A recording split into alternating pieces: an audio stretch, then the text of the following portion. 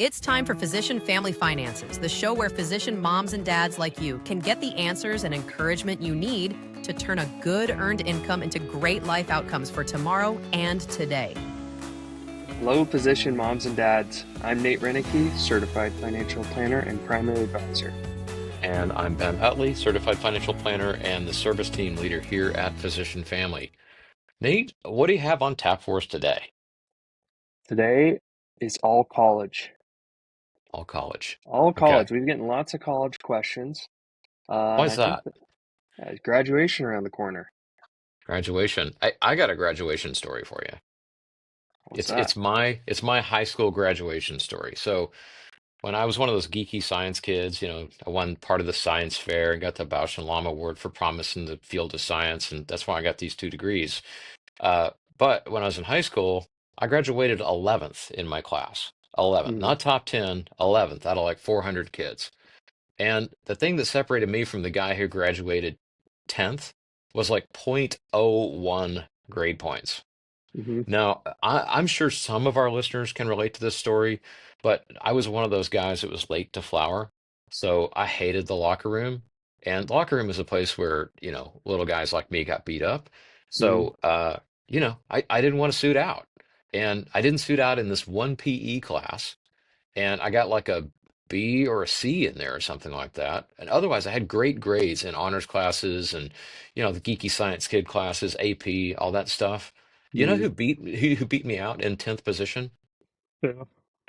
The star quarterback of the high school football team. Yeah, Oh, wow. beat me out by 1/100th of a GPA point because guess what? You always have to suit out when you're a football Yeah. player. Wow. Yeah, yeah, yeah. And to this day, when people meet me and they're like, Ben, how am I going to remember your name? I say, well, here's how you can remember. When I played football in middle school, my middle school football coach called me Gentle Ben, and that tells you about how often I played. Wow. Yeah, I'm not Well, holding on to any angst about that at all. It's totally all out there now. yeah, it's funny. Well, I gotta say, in the last week of taking college questions, I never see physicians more frantic than when they're preparing to send their first child off to college. Oh yeah. It's like, man, you'd think there's nothing maybe when they're about to retire, but I don't even think it's as bad when they're about to retire. Dude, when my kid was headed off to college, it was like the endless summer from hell. Yeah, It was just nothing but essays and angst, and it yeah, was rough. Yeah. yeah. I have one family. They prepared for private school, like Hmm. like they thought would happen. A very, very bright child got into Notre Dame. Whew. Yeah, so they might be stealing some college money from younger kids, and I said, Hmm. uh, "Save up, Buttercup. It's time to put some more money in here." Yeah. All right, Yeah. first question from a cardiologist in Oregon. If I have a college, if I have college expenses that I haven't saved for coming up in the next year, should I put them in a 529 or a regular high yield savings account? Good question. Yeah, this is a good question. That's all. You're the college dude here. Like you are Yeah. our on-staff college planning specialist. I don't even know why I'm sitting in the show today. Yeah, well, th- this is that for Oregon, this is a clear answer because with 529s, which is an account you use to save for college, um, you can get a tax break, and that is a state income tax break for the year that you contribute to the account, Yeah. right? But that's not in every state. I'm answering this for Oregon. So should I put some money in my 529? Yeah, you can put the money in and take it right back out, and you can get your state income tax credit. Yeah. Now, for other states, maybe there isn't that benefit there. Maybe they don't have a tax break, or maybe you don't have state income taxes. And then the question becomes a little bit uh, less clear, or the answer becomes less clear. I still think there's merit to putting money in the 529 Okay, because so you, putting it, I got one for you. You know what's sick and wrong? This is what? sick and wrong. So you got your high tax states like New York, New Jersey, California. What's sick and wrong is California has a super high income tax, and if you put money in their 529 plan, you get no state income tax deductions there. That is sick and wrong. You know what? You know what's Yeah, even sicker is their 529's not all that bad. yeah. You'd think California expensive. It's pretty cheap, 529. It's got good Vanguard funds. And then they just stick it to you at the very end, like no I tax really break. just wanted to hear you say the word wronger. Yeah. um, so, I mean, it becomes less clear on what you should do because it's this extra step of putting the money in. Yeah. Um, Sometimes it's just easier to pay the school directly. Now, but if you're setting the money aside for a reasonable period of time, rather than just writing a check to the school, you can put the money in the 529, put it in like a FDIC insured, essentially money market savings account. It's just Hmm. inside the 529. Yeah. And right now, those are paying 4.25% interest in the Oregon 529. Yeah. So let's say you got to put in $100,000 to pay for Notre Dame, and you're going to pay the bill in a year, right? You're going to make $4,000 in interest. Hmm. And if you put in a high yield savings account, you're going to pay taxes on the interest. Yeah. And nobody notices that. It's kind of sneak it in on your taxes. You don't realize why you have that little extra income. Dude, if Um, people got an itemized bill on their tax returns, like if they could see it the same way you'd see, like, I don't know, a grocery bill or a bill at some shishi restaurant that charges like $100,000 to eat there, people would be astonished at the tax yeah. savings that just get wasted. Yeah. Yeah. So I've seen people do both. I've actually recommended both in certain situations. But in general, it really comes down to where you're putting the money inside the 529. So if you're investing the money versus putting in a kind of a money market account, it may change, but generally it's a good idea to put the money in the 529. Yeah. Yeah. Okay. Okay. This is the most interesting question to me. So it's from an ENT in Florida. Planning to send my kids to college. Should I use the Florida prepaid plan for Hmm. college rather than a 529? Hmm. Chelsea and I took Florida prepaid college to the mat like last week. Wow. And Okay. it was interesting because, I'm the college person here. So Chelsea's like, hey, tell me all about the Florida plan. And I had done this several times in the last several years because I always get Florida prepaid plan questions. Hmm. Um, so let me start with what the Florida prepaid plan is and compare that to 529. If you live in Florida and you think you want to pay for state school, okay, so a Florida school, you Gators. can, yeah, uh, Gators. you can pay Florida for this prepaid plan on a monthly basis. So they basically send you a monthly bill, you pay the monthly bill, or you can pay it all up front. But what it does is it guarantees you that whatever the cost of college is going to be when your child goes off to school, that they can go to school for the 2 or 4 years, whatever plan you paid for. As long as it's So in state. It's got to as be a long state as it's school. in Yeah. state, Yeah. right? And this is like highly recommended usually to Florida residents if they want to do state school, at least amongst their peers and most people, and even me. I've recommended it several times. But Hmm. here's what you need to know about this prepaid plan. One, it is tuition only. Hmm. Okay, so you can buy the Florida prepaid plan.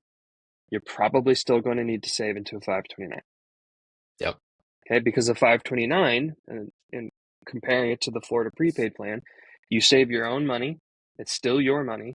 You don't have to use it for college. You could, something happens and you decide you want to pull that money out, you technically could. So it's still in your control. Um, and the difference is that you're investing that money, hoping that that keeps up with inflation. Well, So so put what's the them. downside? Like, if I'm in Florida, why wouldn't everybody in Florida just pile all the money they could into this Florida prepaid plan? I think the downside for physicians is that very often their children do not go to in-state school.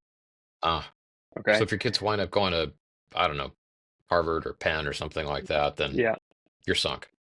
You're sunk. Well, what And for happens to the money though? Like, where does it go? Yeah. So here is why most people choose the Florida prepaid, just to be clear. And it is a great prepaid plan, the best in the country as far as prepaid plans go. Hmm. But if they go to a different state school or they go into a out of state school, you can use the money in the Florida that you were going to use from the prepaid plan. That can transfer to a different school. So basically, Florida is going to send that money to the school that you chose. Hmm. But here's the catch. Florida schools in general are one of the cheapest in the country. Mm. So let's say cost of a Florida school was 10 grand, Hmm. but they go to some state school, they go to University of Oregon, the cost is 15, or they go to, Hmm. God forbid, an East Coast school and it's 25. Yeah. You're not getting $25,000, you're getting the 10. Wow. Okay. Okay. So that is the real risk. And you still have that risk if you save in a 529, if you're not saving enough, but you have more control. You have more control on contributing more and kind of catching up, and you could use more money toward tuition, and maybe you're a little short somewhere else, like on room and board or food and things like that. But the reality is, this is just if you are dead set on your child going to school in Florida, it's a good deal. If Hmm. you want flexibility, you should use a 529. And when I write these plans, a lot of times it will look cheaper to use the Florida prepaid plan. That is because you live in an inexpensive state when it comes to college. I think that the Florida prepaid plan would make a lot of sense for a family that has, three, four, five kids in Florida, because one of those kids is going to go to, University of Central Yeah. Florida or something like that. Hmm. Yeah. So that Yep. that makes that makes a lot of sense. Yeah. So There's a little history here, though. I've been around long enough that I've seen a lot of these prepaid tuition plans. Florida is one of the very few survivors. Many states had these prepaid tuition plans, and a lot of the states had to renege on their promises, and some of their plans just went under. So yeah. you have to be really careful, but this is one of the very few plans that's survived that is solid.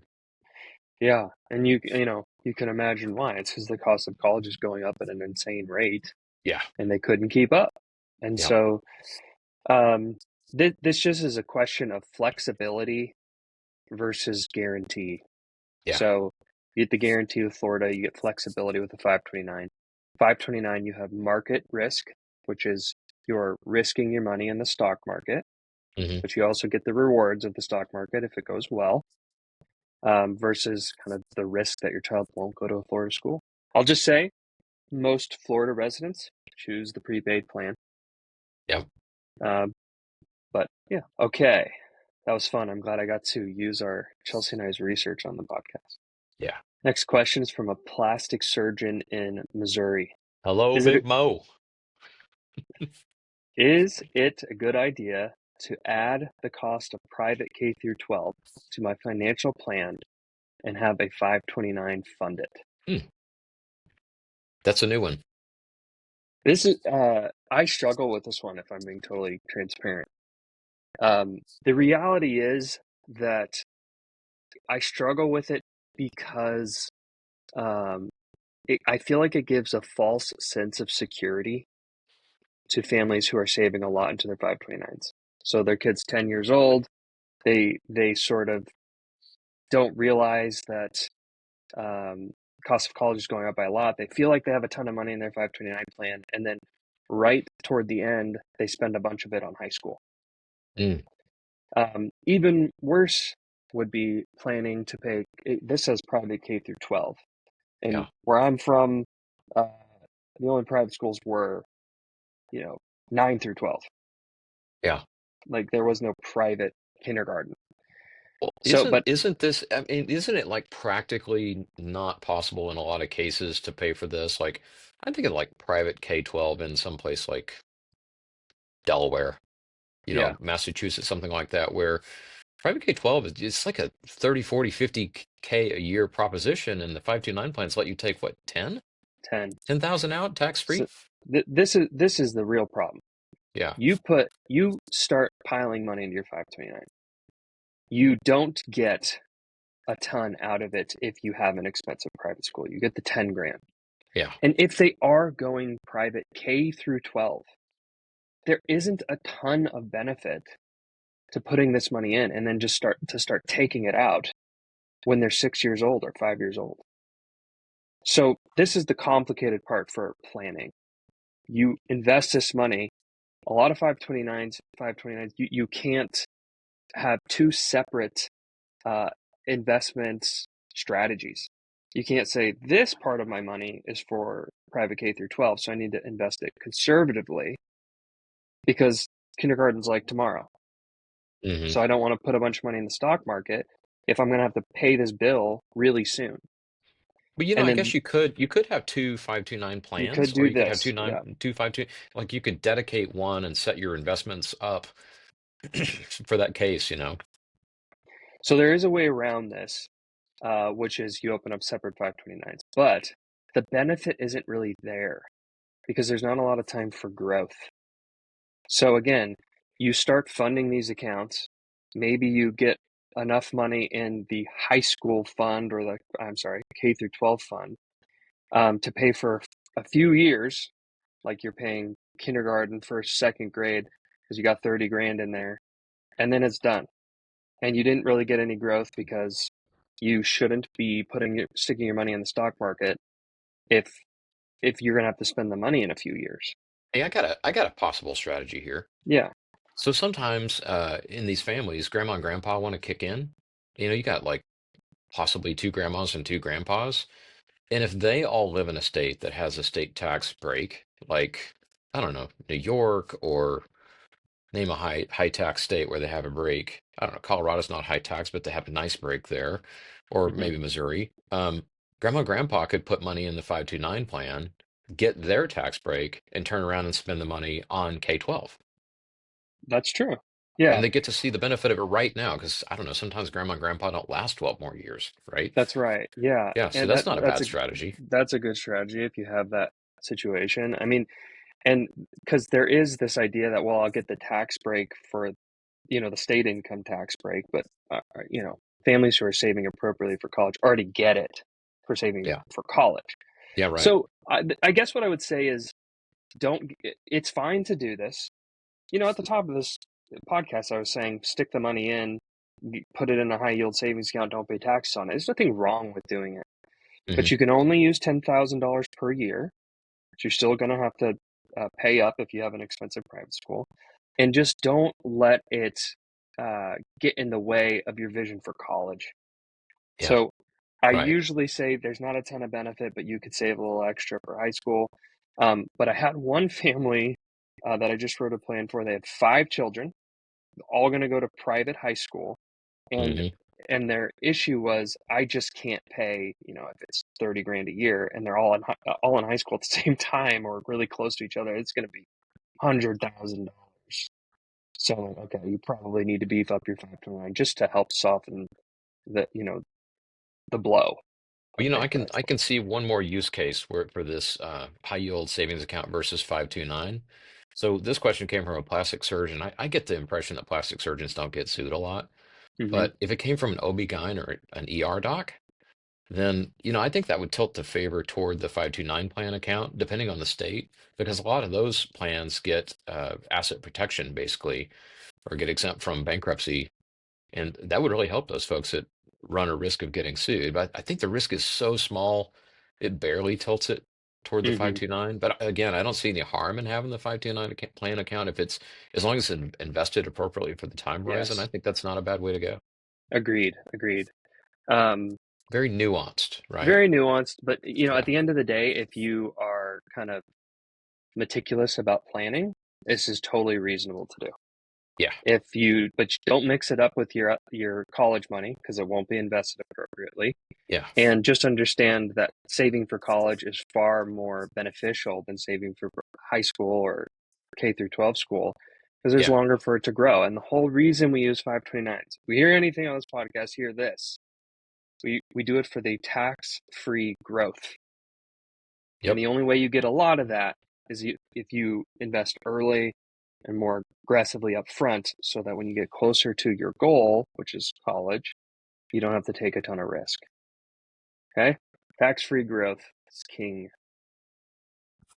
Last question from a surgeon in Georgia. My children are 7 and 9 years old, and I'm planning to pay for a private undergrad degree along with graduate school. What should I do if my children choose a less expensive school than I'm planning for? Mm. Jump up and down? Yeah, that's right. I normally see the opposite, Ben. Retire early, go to the car dealership, take a big vacation. Yeah, I don't know. yeah, yeah. It doesn't generally happen, so it's kind of extra money at that point. But um, the technical answer is that there are ways to move this money around and use it effectively. Like you can give it to a different child. You transfer the money from 529 in Sally's name and put it in Sam's name, right? And then you can pass it on to grandkids. Very tax efficient way to give your kids a gift, because the reality is you're like, I don't, grandkids are far away. Well, it's a gift to the parents. They have to Yeah. save less. So it's Hmm. still benefiting the child that you saved for. And then there's the Roth IRA, the new rule that came out a few years ago. You can convert this money if the account's open long enough into a Roth. Not all You know, of it at I have to once. say There's some that rules. is a tiny little shot Yeah, glass of lemonade for a gigantic lemon. I You know. know, that, oh, you can put it in a Roth, blah blah blah. You know, I read that whole ruling and everything, and I got all excited. And by the time I read it, I was like, man, this is the booby prize. It is. Yeah, It is. it's I'm just not it's not a hoping. plannable event. It's just not even worth thinking about. It's No, just if you because happen what to get stuck, you know. this is what happens. You get the headlines. You can now use your 529 for a Roth IRA. And Yeah, then you dig into the details and you realize it's complicated, and or it's a little bit complicated. And it's not that much money.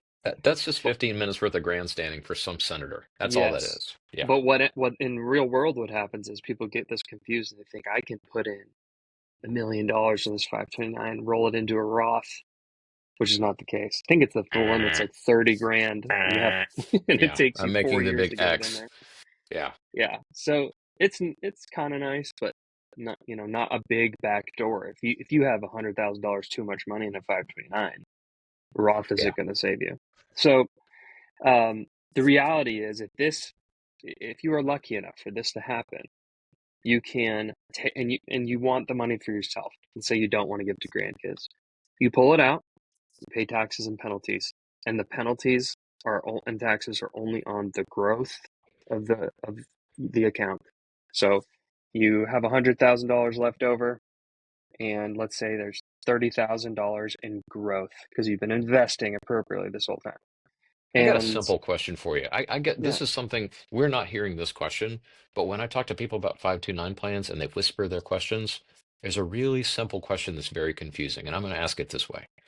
If I'm a doctor in Texas, no income taxes there. If I'm a doctor in Texas, a very hot place, and I invest for my kids' college using the Utah 529 college savings plan, and then my child goes to school in Kentucky. Is that possible?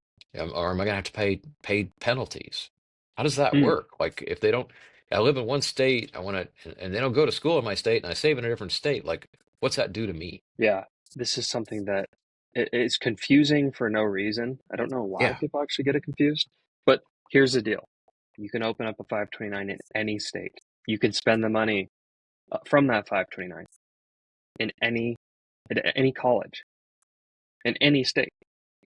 You can open up a No 529 matter where you live. no matter where you live in 20 states, 20 different colleges. It doesn't matter. So a lot of people, another one people I'll get is my state has a limit to how much I can contribute to my 529 because the tax break is $10,000 a year. So I can only put in $10,000 a year. That's wrong again. It's Yeah. just that is how much you get as a benefit is $10,000 a year. So I've had brand new people come into my fold, and I see three 529 accounts for the same child in three different states because they think Mm. they can only contribute 10 grand a year. I wrote a plan one time for somebody that was in Virginia, And they said, I think it was $6,000 or something like that. They're like, why would I put more than $6,000 in the plan? Because I don't get a tax break. I'm like, because you want to send your kids to a private school and it's going to cost a lot more than $6,000 a year in Yeah, savings. You know, right. like the reason you put money in your 529 is because you're going to need the money, not just the tax break. Exactly. Yeah. Exactly. That's like saying, why would I put money in a brokerage account? It doesn't Yeah. give me a tax Why would break. I ever do anything other than fund my 401k?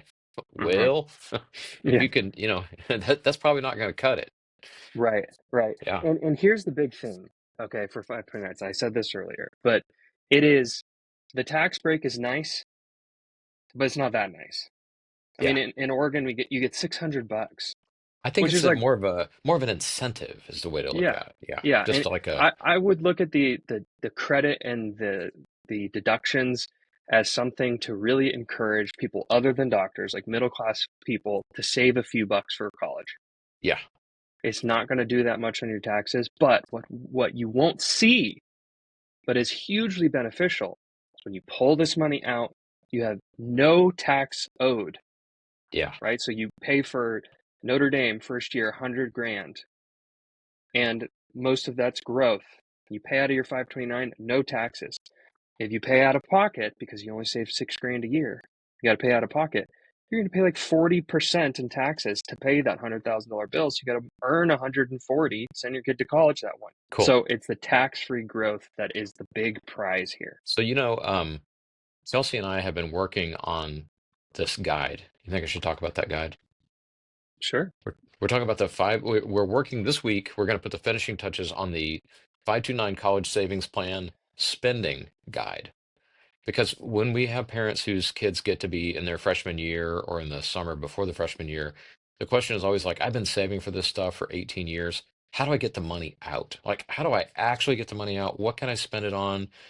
What are the gotchas? And so Chelsea and I have written a guide to 529 plan withdrawals, and it's got all the gotchas, including the stuff that I learned as I was spending for my kids' college. So Hmm.